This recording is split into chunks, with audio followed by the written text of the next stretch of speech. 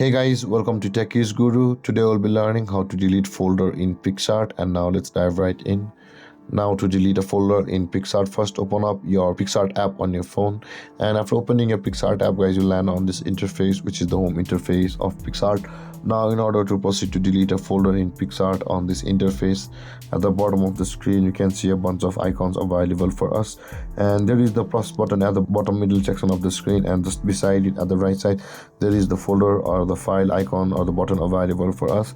Tap on the folder button at the bottom right corner of the screen over here, and you'll land over here where all of the folders which you had created in Picsart in past will be over here. Now in order to delete a particular folder, just tap and hold on the folder which you want to delete like this for a moment, and then the delete button will be available for you on this panel.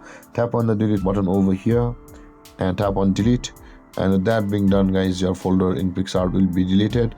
And guys, this is how to delete a folder in Picsart.